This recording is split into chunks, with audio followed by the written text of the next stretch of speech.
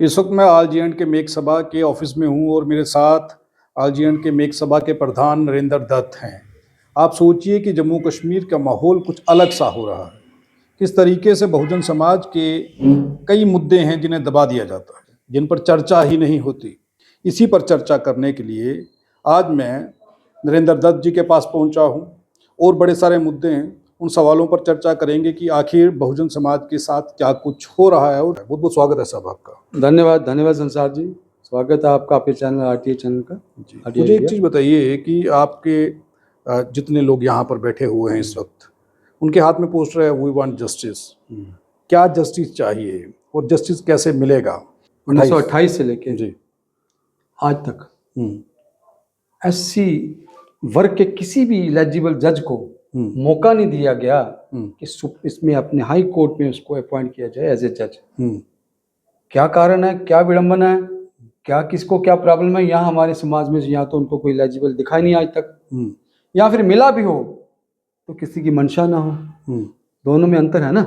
यहाँ तो एलिजिबल कोई है ही नहीं, अगर है एलिजिबल तो यहाँ फिर मेरी कोई मंशा नहीं इसको लगाने की, क्योंकि सिस्टम तो लगाने वालों पर डिपेंड है ना, वो अपॉइंट करते हैं कि नहीं करते, उनकी वैसी नज़र है कि नहीं है, उसको दिखता है समाज में से एलिजिबल या नहीं दिखता है। बाकियों में से दिख गया, उन्होंने लगा दिया। अब ऐसी समाज है, छोड़ो जी क्या ऐसे क्या, तो कुछ ऐसी बात हो सकती कैसे? तो यही सवाल है जो आज तक जवाब हमें मिला नहीं।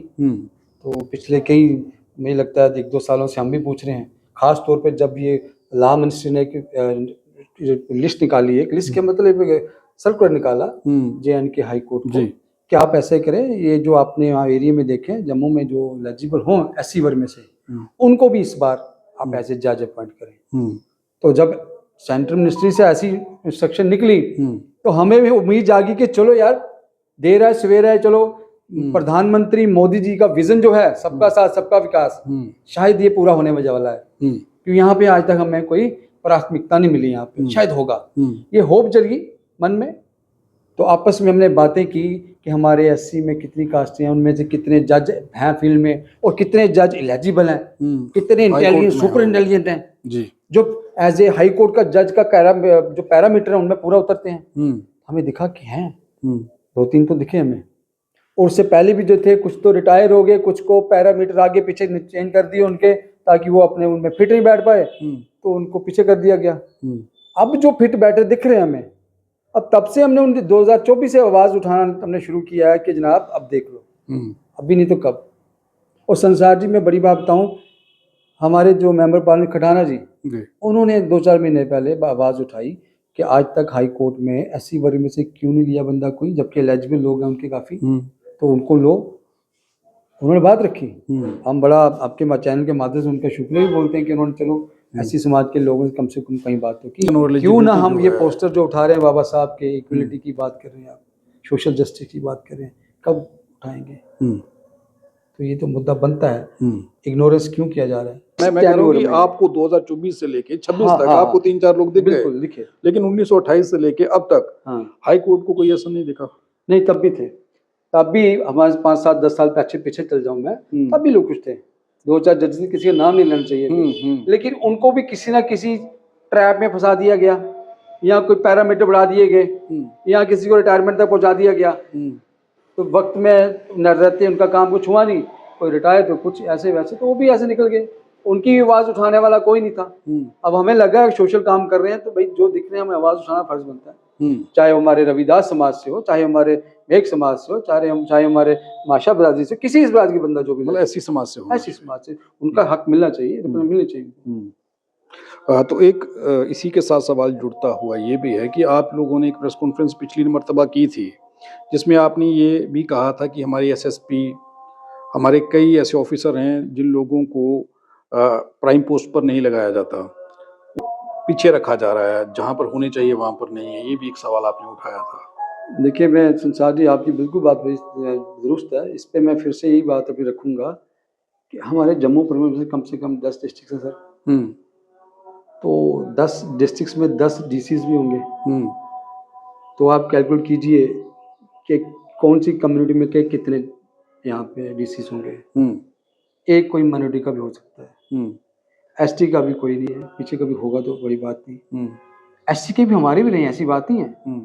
यहाँ कभी राजौरी में, कभी कठुआ में रहे हैं, लेकिन प्रेजेंटली और जितने नंबर ऑफ टाइम डिसीज हैं हमारे, उनको कहीं ना कहीं डायरेक्टर बना के बैठा दिया गया है, कहीं किसी ऐसी साइडलाइन पोस्ट पे लगा के बैठा दिया गया है।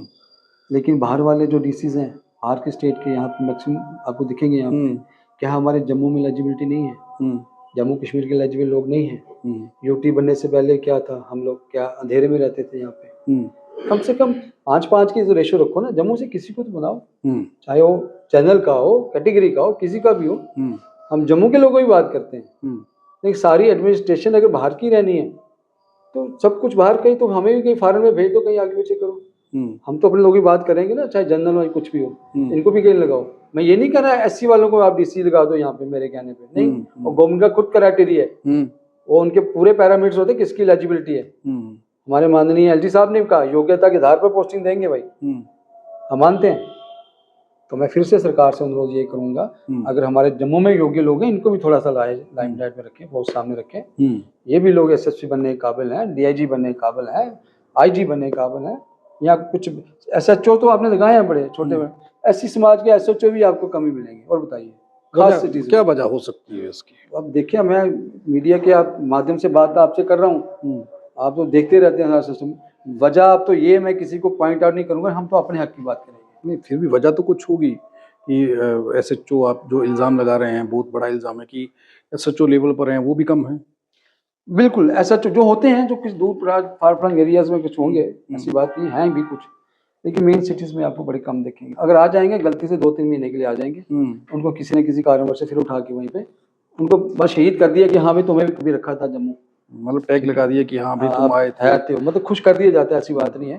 लेकिन जैसे दूसरे 2-2, 4-4 साल निकाल जाते हैं, इनके तो आप छोड़ ही दो, इनका काम ही है सिस्टम।